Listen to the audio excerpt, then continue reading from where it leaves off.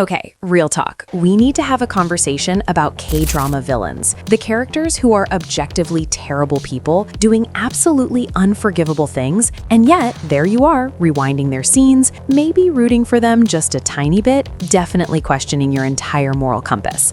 Today, we're counting down 12 actors who made being bad look so incredibly good that we almost forgot we were supposed to hate them. Let's start with Lee Jung-jin as Lee Lim. 새순 같던 조카님이 그새 훌쩍 커서 내 숨통을 조여오니 말이. 슬픈 가정사는 됐고 전화 왜 했는지는. This man redefined menacing elegance. He's jumping between parallel universes, murdering his own family members, basically treating reality like his personal playground. And yet there's something about the way he carries himself that's just transfixing. He's got this quiet, aristocratic venom, never screaming, never losing composure, just calmly destroying everything in his path. That's somehow more terrifying than if he were just a regular villain throwing tantrums. And can we discuss the fashion? Because Lee Lim looked like he raided the closet of some ancient, immortal villain with impeccable taste. Those tailored coats, that slicked back hair, the way he'd just stand there radiating, "I'm centuries old and infinitely more sophisticated than you" energy. I spent half the drama being horrified by his actions and the other half wondering where he shops. The man made interdimensional chaos look chic. You know a villain is doing something right when you're simultaneously hoping the hero stops him and also hoping he gets at least one more scene in that gorgeous black coat. Number 11. Yoo Ji-tae as Lee Woo-jin in Oldboy. 내가 의사한테 뭐라고 했는지 알아요? 닥터 호킨스, 그 모터 리모컨으로도 끌 수 있게 해주세요. If you haven't watched Oldboy yet, I'm not even sure what you're doing with your life. Go watch it right now. But also, maybe prepare yourself emotionally, because Yoo Ji-tae as Lee Woo-jin is going to mess you up in the best and worst ways possible. This is a man who orchestrates a 15-year revenge plot so twisted, so elaborately cruel, that by the end, you're just sitting there with your mouth open. And yet, he plays him with this haunting, almost melancholic grace that makes him impossible to look away from. There's something deeply tragic about Woo-jin. He's broken beyond repair, driven by pain that's consumed everything good in him. But the way he moves through scenes, always impeccably dressed, speaking with that soft intensity, surrounded by butterflies in his private penthouse like some kind of beautiful nightmare, it's mesmerizing. You know he's a monster. You absolutely know it. But there's this elegance to his darkness that just pulls you in. I remember my first watch thinking, this is one of the most disturbing characters I've ever seen. And also, why is he so captivating? The duality was real. And honestly, that's the mark of a truly unforgettable villain. Number 10. Namgoong Min as Namgoong in Remember, War of the Sun, and Kwon Jae-hee in A Girl Who Sees Smells. 너 내가 나한테 홍콩형 난다고 그랬지? 너 나한테 뭐 잘못한 거 있어? 왜 이렇게 놀래? 어? 아, 맞다. 너 죄 지은 거 있다. 내가 원하는 건 오초림이 아니라 최무강 너니까. 나한테 명령하지만 나 기분 나빠지려고 해. 그런 건 내가 보내주고 싶을 때 보내주는 거야. He is basically the MVP of playing villains who make us deeply uncomfortable with ourselves. The man gave us two completely different flavors of evil and somehow made both of them weirdly compelling. Let's talk about Namgoong first, a spoiled chaebol heir with the emotional regulation of a toddler who's missed nap time. He's throwing things, screaming, being absolutely insufferable, and yet he infuses him with this unhinged charisma that's genuinely riveting. You want to punch Gyumon in the face, obviously, but you also can't stop watching him spiral. Then we've got Kwon Jae-hee, the barcode killer, and this one's a whole different beast. Celebrity chef by day, methodical serial killer by night, and he plays him with such chilling precision. The way he could switch from that warm, charming smile to a completely vacant, predatory stare, actual chills. And look, I know it's objectively wild to find a serial killer attractive, but the performance was so controlled, so sharp, And yes, those tailored suits didn't hurt. I'll admit it, those cooking scenes where he's being all meticulous and focused, kind of mesmerizing. I probably need therapy for that, but here we are. Number 9. Kim Bum as Lee Rung in Tale of the Nine-Tailed. 너 하나 씹어먹는 건 일도 아니라는 거. 잠깐만요. 근데 이상하다. 이쯤 되면 네 주인이 등장해야 되는데 내가 맞춰볼까? Kim Bum's Lee Rung started as pure chaos incarnate, a half-human, half-gumiho with serious abandonment issues and a hobby of tormenting anyone who crossed his path. He was selfish, manipulative, genuinely dangerous, and absolutely committed to making his brother Yun's life miserable. But here's the thing. Kim Bum played him with this playful, almost feline energy that made him ridiculously watchable.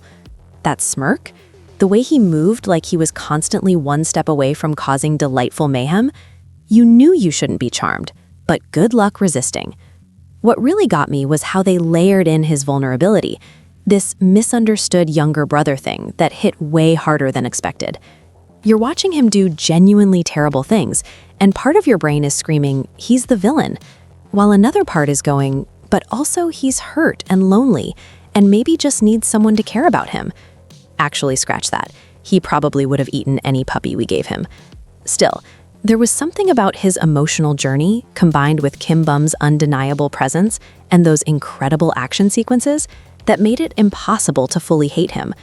We were all secretly rooting for his redemption from episode 1. Don't even try to deny it. Number 8. Gong Yoo as the salesman, the recruiter in Squid Game. 6분의 1로 확률을 리셋하는 겁니다. 하지만 전 좀 더 진지하게 해보고 싶어요.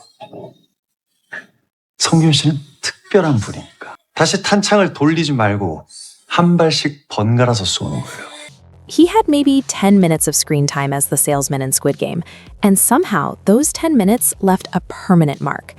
This man sitting across from desperate people playing Dokji, looking absolutely pristine in that suit, with that sly, knowing smile, he was the perfect trap wrapped in a gorgeous package. He's not the main villain, not even close, but his presence set the entire tone for what was coming. That scene was pure temptation and dread mixed together. There's something so effective about his approach. He's not overtly threatening, just supremely confident and subtly dangerous. You're sitting there thinking, okay, this is clearly bad news. This is obviously a terrible idea. But also, if he showed up and offered you that game, you'd probably consider it, just for a second, maybe longer. It's wild how much impact Gong Yoo managed to pack into such limited screen time. But that's the power of perfect casting. Every detail worked.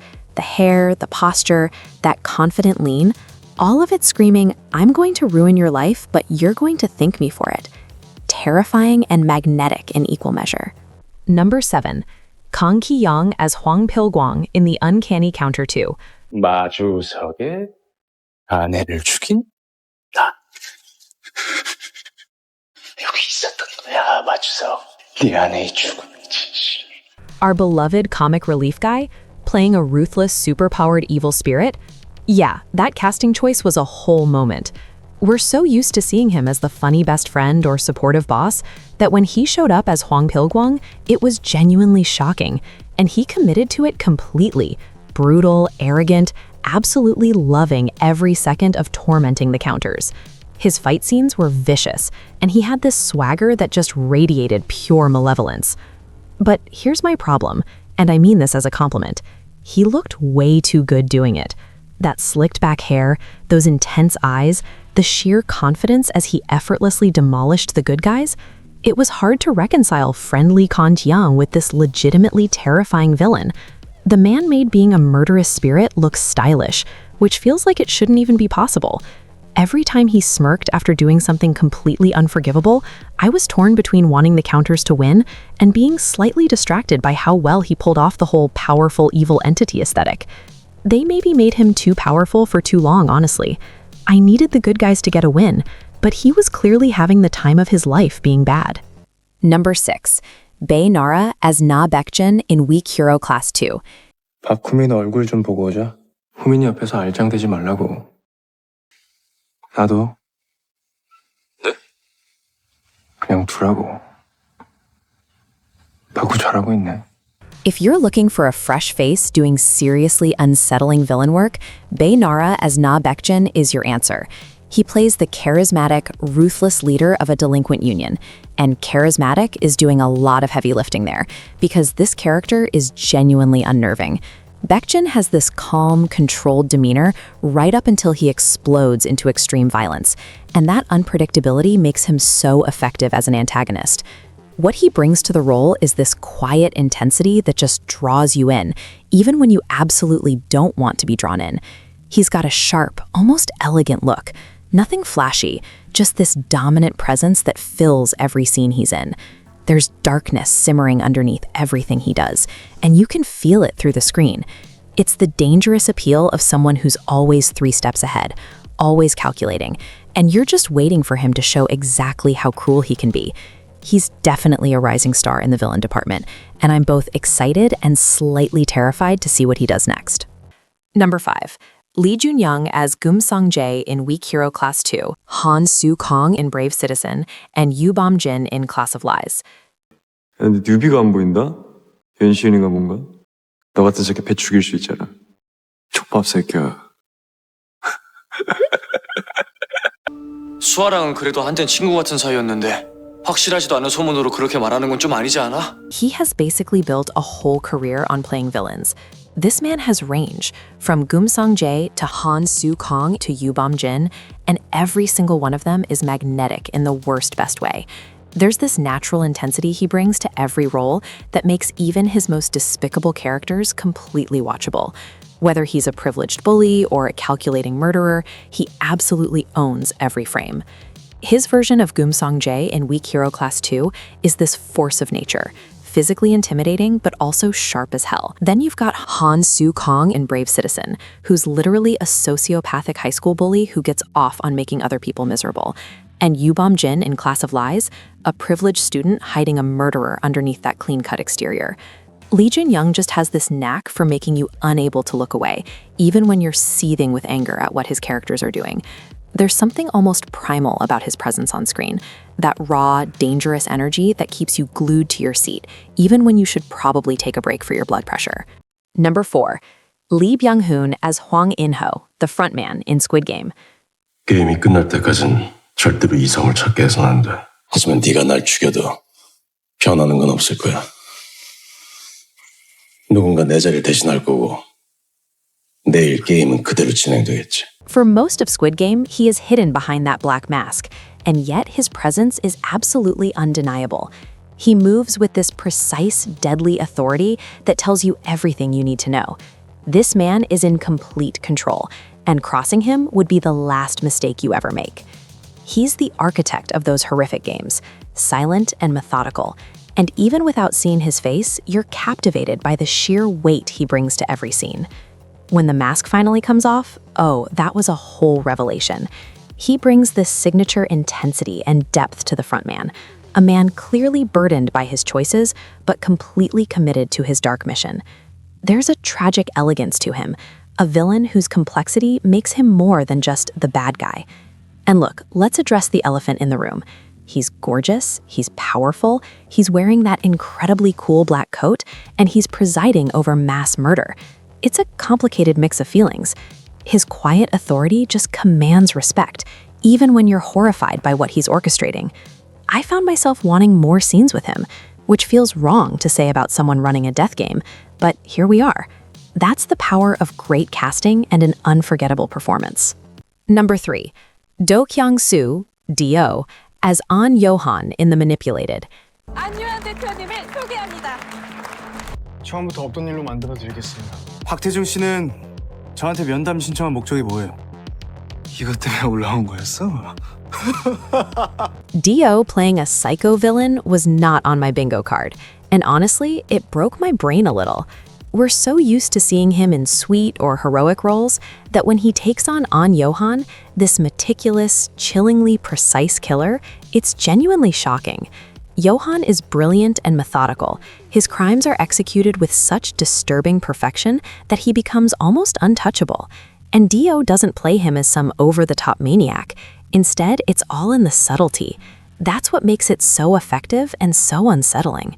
The calm gaze, the tiny shift in expression that hints at the void underneath. Dio's performance is a masterclass in restraint. He's not flashy, but his presence gets under your skin and stays there. You find yourself fascinated by Yo-han's intelligence, even while being completely horrified by what he's capable of. It's quiet, intellectual danger, the kind that's somehow more terrifying than loud violence. Dio proves he's got serious range with this role, and honestly, that quiet intensity made An Yo-han one of the most compelling new villains in recent memory. I was captivated in a way that made me deeply uncomfortable, which is exactly what a great villain should do. Number 2. Kim Young-kwang as Moon Baek in Trigger. 순간 재밌는 생각이 나더라고. 네가 다시 총을 잡게 되면 어떻게 변할까? He is usually cast as the swoony romantic lead, so seeing him as Moon Baek was like watching a complete transformation. Moon Baek is a ruthless, powerful figure in the criminal underworld, with this magnetic, almost hypnotic control over everyone around him. He's not just physically imposing, though he absolutely is. He's smart, calculating, and terrifying in how determined and focused he is on his goals. The style, though, the swagger, the sheer confidence he radiates while doing absolutely terrible things, it's genuinely hard to ignore. Those dark suits, that intense stare, the man looks like he walked out of a high-fashion editorial on his way to run a criminal empire. He makes being bad look ridiculously good, to the point where you almost wish Moon Baek had chosen literally any other career path. Because look at him. That combination of danger and undeniable charisma made him nearly impossible to hate despite all the nefarious activities. I'll admit it, sometimes I just wanted him to maybe take up gardening or something slightly less evil, because the talent and presence were just too good to waste on villainy. Number 1. Lee Seung-gi as Jung Barum in Mouse. 아니 정말 궁금해서요. 어때? 이제 믿어주겠어? 정확히 방송 끝나는 시각이야. 그때까지 이 아이가 죽는 이유를 말하지 못하면 평생 잊지 못할 쇼를 보게 될 거야. And we've arrived at number 1. The villain who probably gave us the most emotional whiplash in K-drama history. Lee Seung-gi as Jung Barum in Mouse. Okay, if you haven't watched this show, major spoilers incoming. But also, what are you waiting for? He starts this drama as the sweetest, most innocent rookie cop you've ever seen. Basically a golden retriever in human form. You love him immediately. You're rooting for him. You trust him completely. And then that twist hits, and suddenly everything you thought you knew gets flipped on its head. He's revealed as something far darker. A meticulous, ruthless predator hiding behind that innocent face. Why did they do this to us? Even after the reveal, I was so captivated by his performance that I couldn't look away. The sheer duality he had to portray, switching between that sweet smile and a completely vacant, chilling stare, that takes serious skill. You spend the entire drama in this weird space of being absolutely horrified while also being utterly mesmerized by the complexity of his character and the transformation he pulls off. He made being a psychopath strangely compelling, which feels like something I shouldn't admit out loud, but it's the truth. He was nightmare fuel wrapped in an incredible performance, and I was glued to every second of it. Now, before you go, make sure to watch part 1 of this video, 13 K-drama actors who played the hottest villains that were hard to hate. And after you've checked that out, come back here and let me know. Who else belongs on this list? Is there a villain we completely missed that had you feeling all kinds of conflicted? Drop your picks in the comments.